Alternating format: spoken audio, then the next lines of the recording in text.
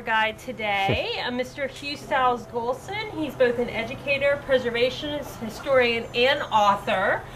He taught advanced history at H.V. Jenkins High School for 25 years, was a founding faculty member of the Savannah Arts Academy, co-authored Andrew Lowe and the Sign of the Buck, and edited Caroline Lovell's Light of Other Days. He's a former chair of the Historic Board of Review, the Savannah Chatham Historic Sites and Monuments Commission, and past president of the Savannah Chatham Board of Education. And we've been very fortunate that he has shared his time and experience and insight with us in previous tours and programs. He gave us a wonderful tour of Laurel Grove South Cemetery last year, and if you haven't been to Laurel Grove South, which is sort of the sister cemetery to Laurel Grove North, I encourage you all to visit that cemetery as well, which has a beautiful and unique history, different from Laurel Grove North where we are today. So with that, I'm going to turn it over to you, Hugh. Thank you. Wonderful. Good morning, and I'm glad you could make it. I think the weather's just fine. It's rather nice to be in a cemetery with a little gloom. If it was bright and sunny, it wouldn't work too good. Let me tell you a little history about this side of town and where this is. This is technically Springfield Plantation, developed as a rice plantation in the 1760s. Lachlan McGillivray was a Scotsman who came into the Creek Nation as a British agent, selling and trading officially back and forth with the Creeks. But when the French and Indian War broke out about 1758 on the Georgia frontier, McGillivray could no longer be effective. He had to get out of Indian Territory, so he traded his importance with the governor in Savannah to get grants of rice lands on the western side of town. So in 1760, two large tracts of land, Vale Royal and Springfield Plantation, were given to him. That stretches from the Savannah River all the way to Victory Drive and over to Telfair Avenue. It was 3,000 or 4,000 acres of wetland, and this was a corner of it. Vale Royal is on the other side of the Louisville Road, and down here Springfield starts at the Louisville Road. Why Springfield? Because water pops up along the ground all along Ogeechee Road. It's because we're on a 40-foot high bluff, and this is the edge that comes down low, so water that fell in Forsyth Park is leaching through that sandy soil and popping up out here. And we can see evidence of all the springs along the Ogeechee Road where people would stop and get water before they'd come into town.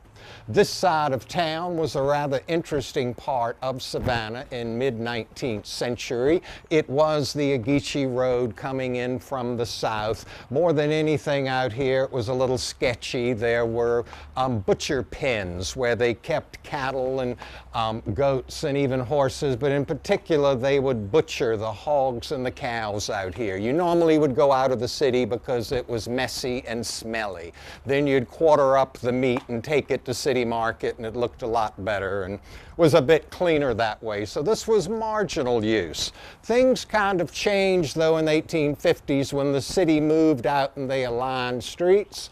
And where the school is now was the home built by slave trader John Samuel Montmallon. He had the biggest yard of slaves over on West Broad and Hall Street that stretched a whole city block, and he built a mansion you'd see when you came up the Ogeechee Road.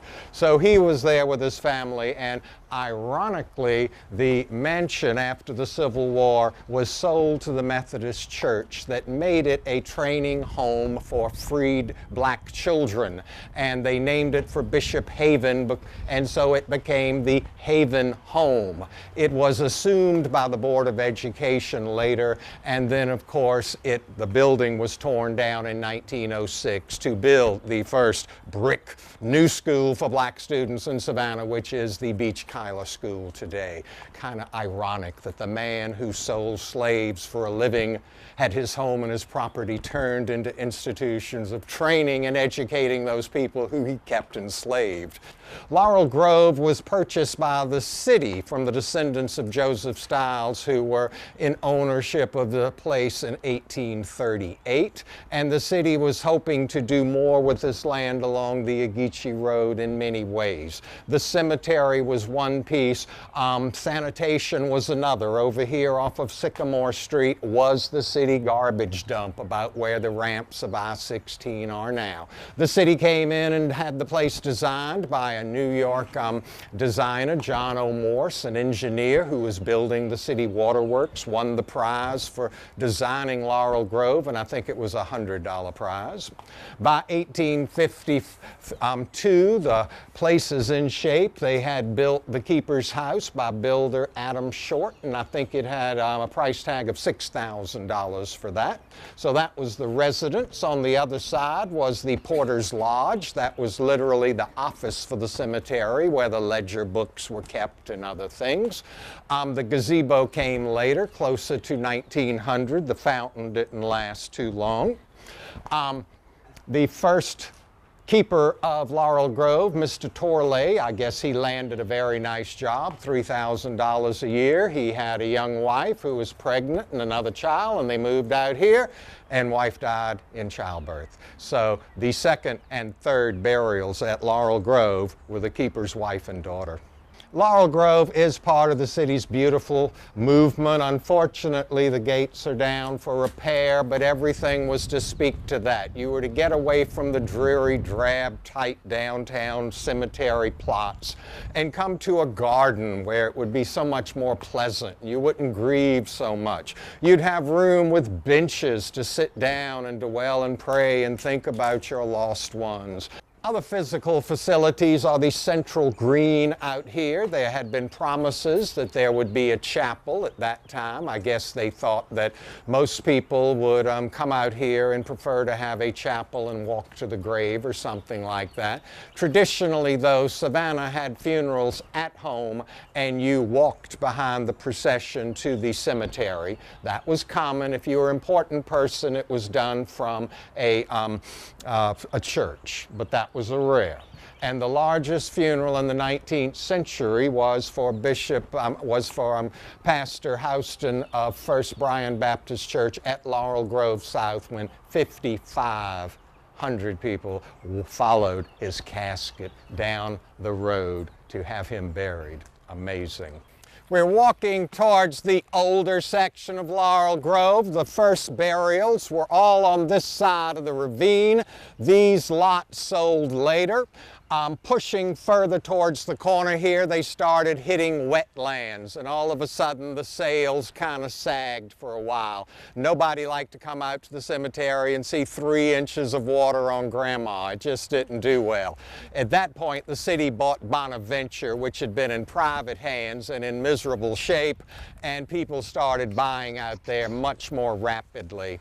This is approximately 60 acres of Laurel Grove North. There are probably about 85,000 burials here. Bonaventure, I think, has broken the 130,000 mark or something like that. My numbers might be a little bit off there, but that kind of gives you an idea. This area along the Ogeechee Road was added about 1912. I think they'd bought up another little section to add some more highlands. Laurel Grove also has pauper burials. It has since it opened in 1852. The paupers are buried along the fence line, and they stretched all around and in several other places. Most of them were unmarked graves, and on the northern fence line, I can look at ledgers and show you they were over-buried 4 times. You just ignored what was there and put in the latest thing and pushed stuff to the side is how that was handled. But they were paupers, and nobody was there to complain. Laurel Grove is also baby land. where babies who die in hospitals and don't have any parents of means to take care of them, they would be given a free place here. It started in 1906 at the Porter's Lodge. It follows the fence line all the way to the southern perimeter, and then it picks up on the backside, and we'll pass by the more recent burials of Babyland. Point out the Joseph Hull family here. He was in fertilizer and a few other things. Most of these stones were done by John Waltz, the Austrian carver who was in Savannah. As a young man, he was asked by his mentors, professors of sculpture, to bring the statues that were to be placed in front of the Telfair. He liked Savannah and eventually settled here. He's responsible for lots of the carvings on our buildings, as well as Little Gracie at Bonaventure. Point out our most unusual crypts. These are very unique. They only appear along the coast of Carolina and Georgia. They seem to have origins in the Caribbean and possibly Spain, where you couldn't dig too far down into the Iberian Peninsula since it's so rocky and sandy. There are approximately 100 of these left in Chatham County. They go down 3 to 4 feet, and where the poured concrete is, there'd be steps. There are approximately 20-something here. There's 50-something in Laurel Grove. There's 1 or 2 at Bonaventure, and the rest are in private burials across the county, such as the Berrien Cemetery on Whitmarsh Island and the burial of the Berrien family on Brampton Plantation. There's one in that graveyard, so there's a few left. They are barrel vaulted structures, as you see by the brick there. You could have any number of coffins stacked in there. I call them gable-ended vaults because they have what are almost house gables that you would see in the Netherlands or in Brussels, say. Those wonderful structures, and they are unique. They don't go much further inland at all. They're something that's us and nowhere else. Old slave trader George Wiley, the partner of Mr. Mullen. This is their family tomb. Now, here is, of course, local brick. Here is sandstone, Pennsylvania red sandstone, and the wonderful sulfur that we shoot up into our rain clouds has been dripping on that stuff, going into the porous material and exfoliating the surface. We did it to the stone. The stone in pristine air lasts forever, but these are showing what we can do to it here. Wonderful artifact. Look at the problems that it's having as it's literally starting to open up to the elements, and the cost tag for conserving or rebuilding would be absolutely tremendous. That's one of the problems here. The cost, even if you can locate the family and have willing donors, not many could pony up the money that would be needed to do these. There are lots of fraternal type lots here. One is the Knights of Pythias. This was a men's group. I cannot tell you what its ritual and other things were. They were very active in Savannah. They had a large building. They had this lot for their members. There's another lot on the other side. They filled up with about 40 members. But I understand in 1965 there were 5 of them left. There was $300 left in the treasury. They went to Johnny Harris, had a great meal, and said goodbye. This is the public holding vault, built in 1854 for the tune of $600. The purpose of the public holding vault is to keep bodies until a family could claim them. Since Savannah was a seaport, someone could die here without relatives. The body could be kept here for a period of time, and I think a city ordinance said you had to remove it by that time.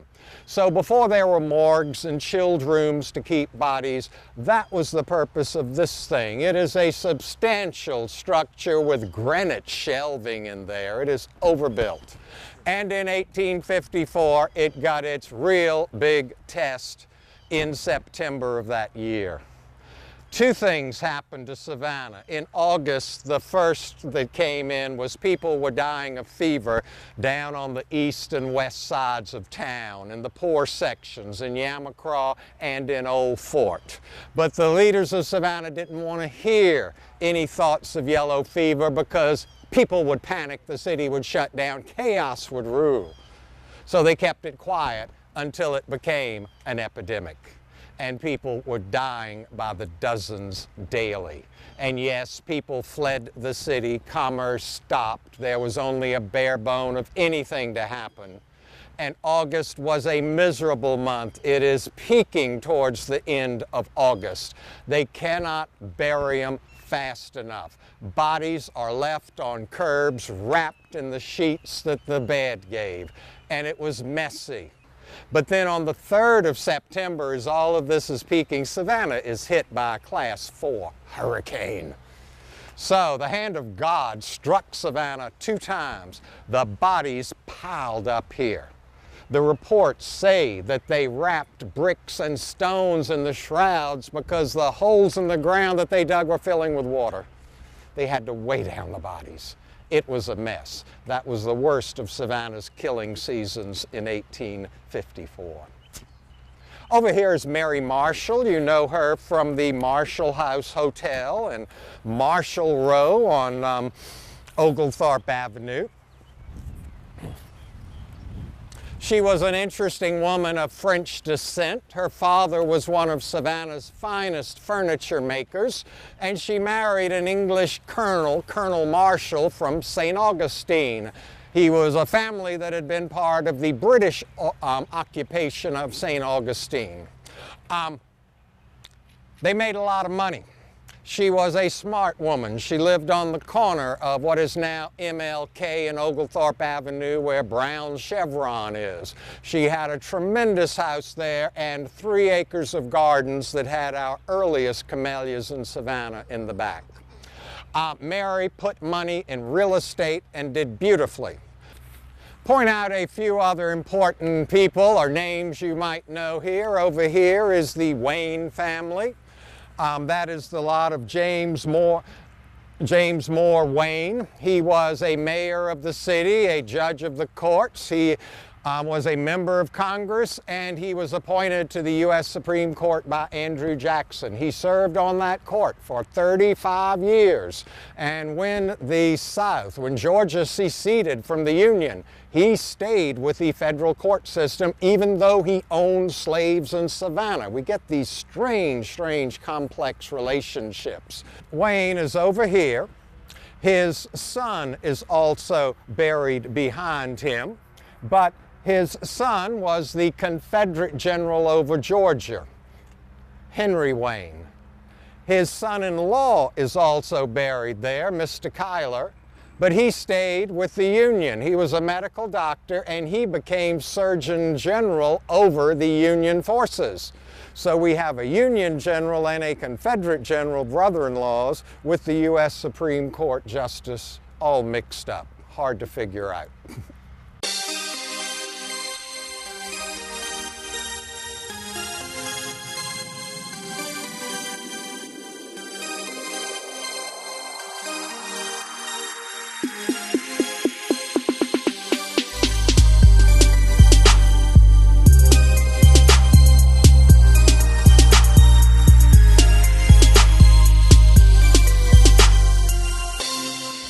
Notice some of the names. The Burroughs family had been in trading. They also opened a large school at White Bluff where Reverend Burroughs taught generations.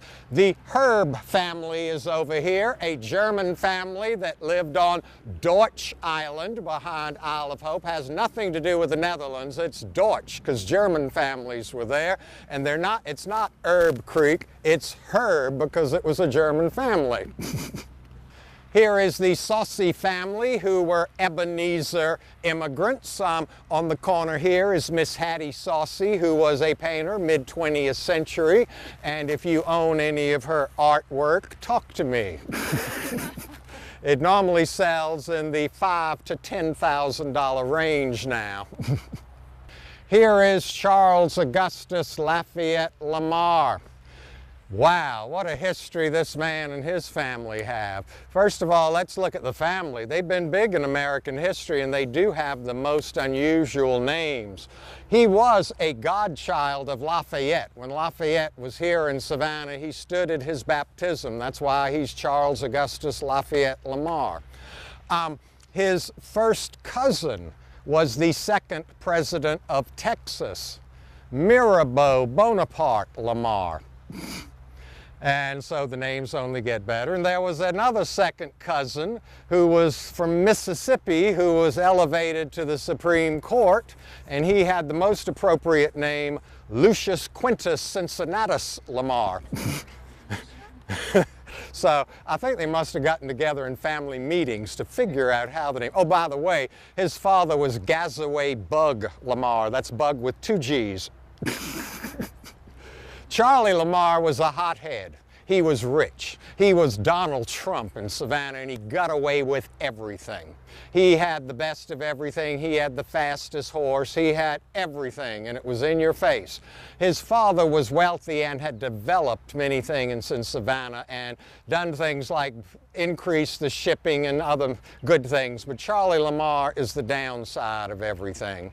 One thing that he pushed through the 1850s was the time has come to make the federal government let us reopen African slave trade.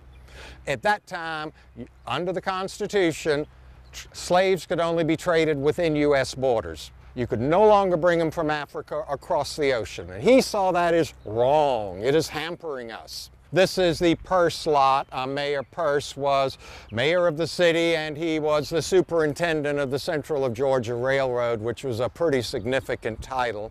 His daughter married Mr. James Pierpont, who was music minister at the Unitarian Church in Savannah. His father was a big abolitionist in Massachusetts, which makes for a little bit of fun in the family there. His sister married a man named Mr. Morgan, and their son was Junius Pierpont Morgan, J.P. Morgan, the big rich banker.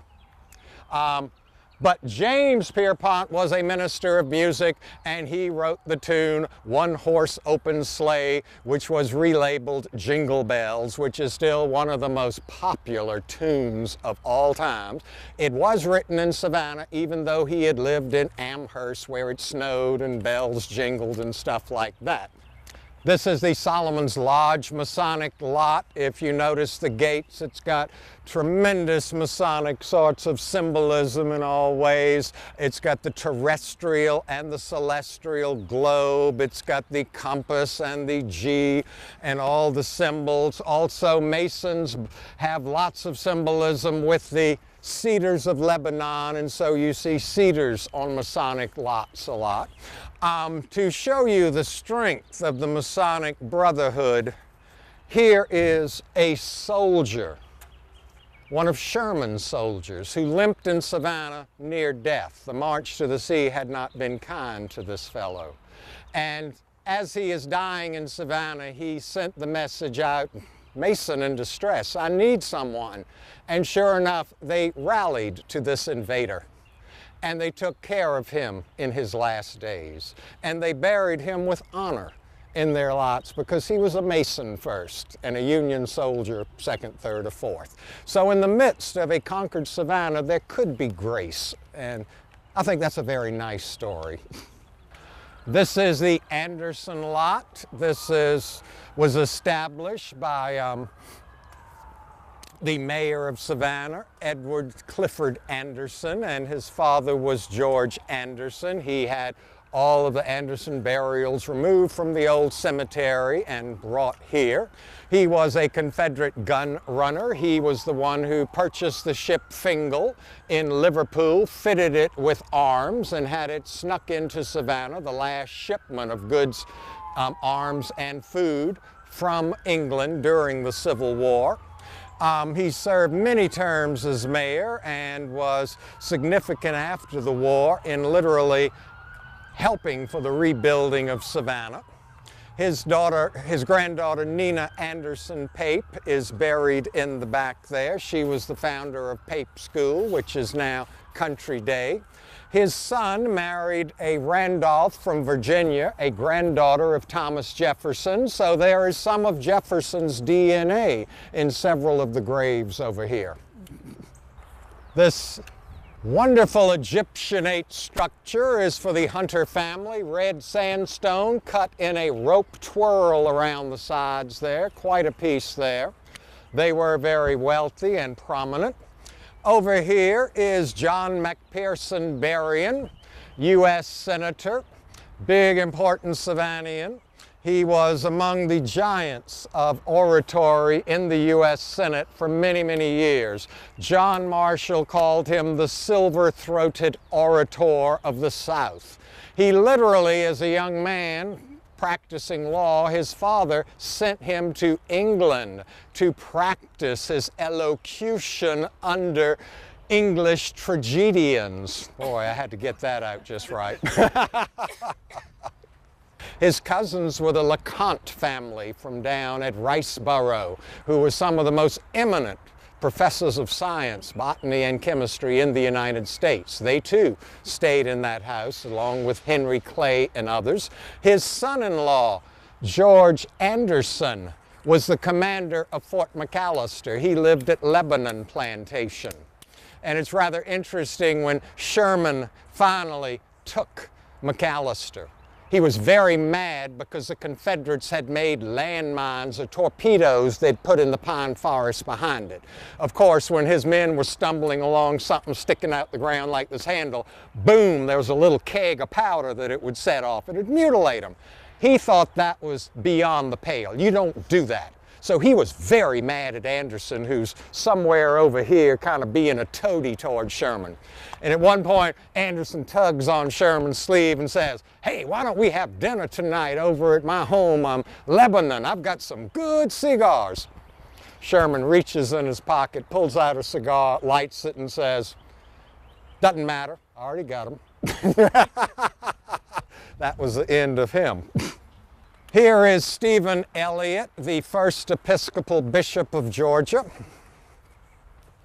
This was put up by the Episcopal Church later. He did die right after the Civil War, but here is all the symbolism of him in his office, and if you read Latin, it starts here, Stephanus Elliott, DG Episcopal Georgianus Primus, Stephen Elliott, first Episcopal Bishop, and it goes through with his dates here. Behind you is the Habersham lot. This is the third, fourth, and fifth generations of Habershams, the rest being in Colonial Cemetery. On the back left here, if you notice the two marble box graves, one has a harp and one of them has a fern and a flute and a script of music. That is William Neal Habersham and his wife Josephine Clay Habersham. The Habershams had a bad habit of intermarrying. They have 5 or 6 cases of first cousins marrying, which is very confusing for genealogists and not too good for the future of the family. William Neal Habersham was proficient on the flute. Notice there is a script of music behind him. She on the harp and the piano. They were big supporters of Independent Presbyterian Church. A lot of the Central of Georgia Railroad is right here in all of this confusion. The 3 stones there, the 2 short obelisks and the one in the middle. On one side, the far side, is William Washington Gordon, the founder of the railroad. His wife and his in-laws are on the other 2. His sister, Mississippi Gordon Cuyler, is here because when he died, his brother-in-law, Mr. Richard Randolph Cuyler, took over the railroad and developed it. And when he died, under the magnolia is a gray obelisk where Mr. Loring Reynolds was the next president. The Albany and Gulf Railroad was a chute off of the Central of Georgia. It was going to the Gulf Coast to bring other goods here. Here are all the founders and their families, all in one place. This is a grave and family of James Proctor Scriven, one of the wealthiest men in Savannah. The Scriven family came out of South Carolina. One branch down in Midway, Georgia, gave us the General Scriven who died, and we have Fort Scriven and other things named for him. James Proctor Scriven was the largest slave owner in Savannah in 1860. He had 580 slaves stretched out over something like 80 different plantations and other places. He was a full-time doctor to the slaves he owned. Unbelievable. And this is quite a fancy, expensive package of granite that was brought here and assembled, and there is a complete separate floor below it. So you're only looking at the top floor. It's rather extensive. Well, see, the city didn't own Bonaventure till 1906. And it was pretty much run down, and it was pretty far out, and it was a toll road on Skidaway. You had to pay to get out there, so most people stood back. When they buried Mayor Wheaton in the 1890s, his funeral procession went all the way to the toll booth and stopped, and only a few people went to bury him. They couldn't afford hundreds of people paying toll. This is the most visited site at Laurel Grove because it is the burial site of Juliette Gordon Low, the founder of the Girl Scouts. And Girl Scouts love to come out not only to visit, but to leave a few things. I see some daisies have been left now. Sometimes they'll write little notes and leave them in Ziploc bags and have to clean them off from time to time, but it's rather a dear thing.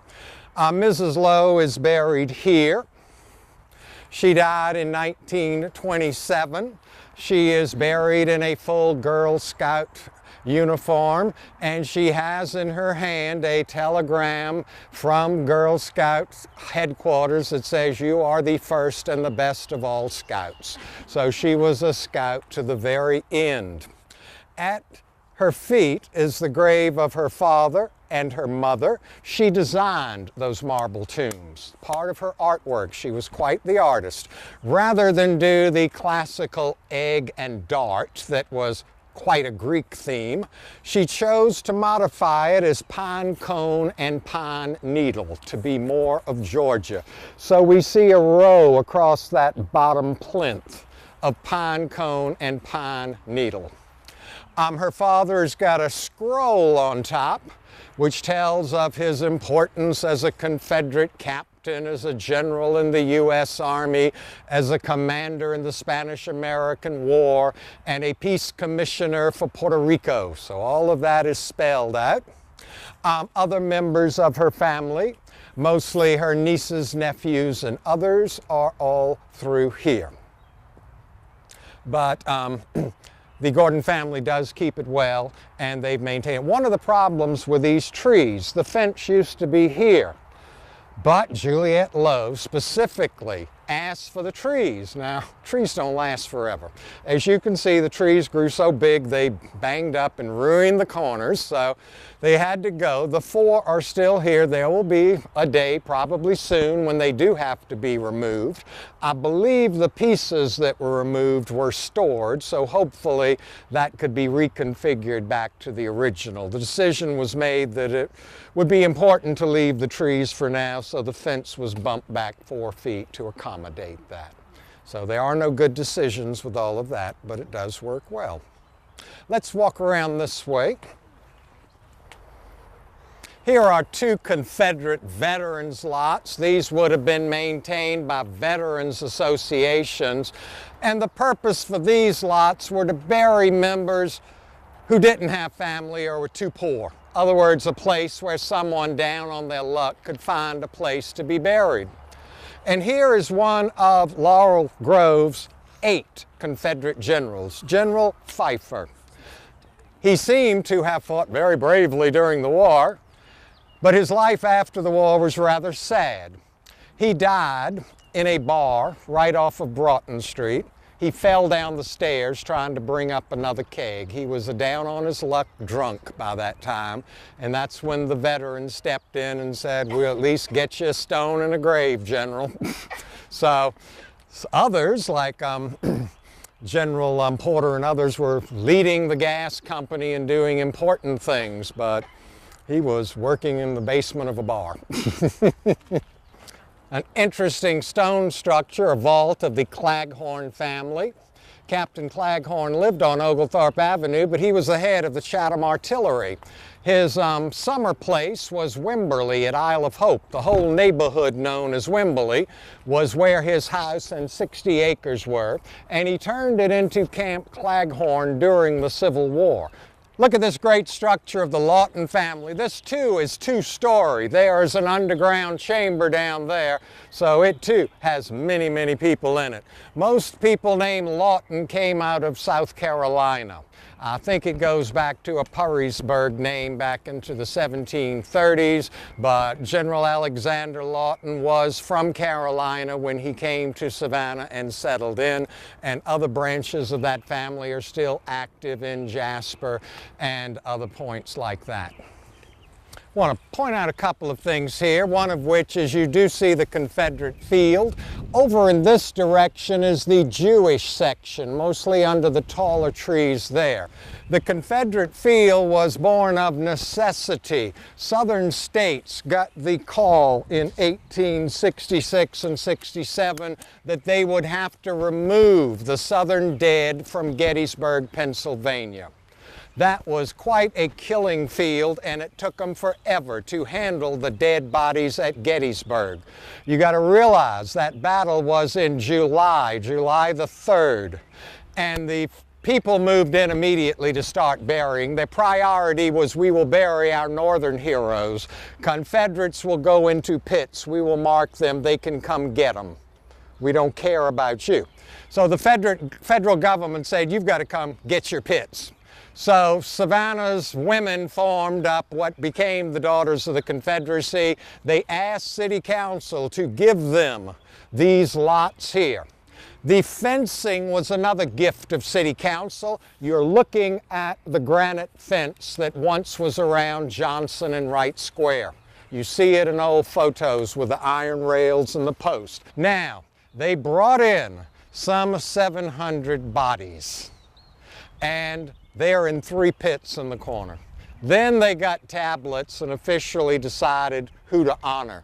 So the tablets probably don't match to the bodies in the ground. So that's how they handled it way back then. So this was put together. The city also gave the statue. That was part of the Forsyth Park statue. I'll point out that there were Union dead buried on the other side of the Jewish section. About 400 bodies were brought in by Sherman's troops that needed burying. In 1904, all of the Union troops were exhumed and taken to Beaufort because they had opened a national cemetery there. Then lots were sold to mostly Jewish families to fill it in. This is the Fox and Weeks family, and this is more artwork by John Waltz. He carved roses and lilies more than anything else. Isaac W. Morrow was a furniture maker, and most furniture makers in America switched over to a more lucrative thing, casket making. They had been building furniture, but they were making more money building caskets, and people like Mr. Morrow just switched over full-time to being undertakers. Well, I've had fun being with you today. Come out and play on your own. It's plenty of fun just to look. You'll read and see amazing things. And after all, we need to repurpose places like this. Bonaventure seems to have found a life and a style of its own. Great, wonderful, enjoyed it.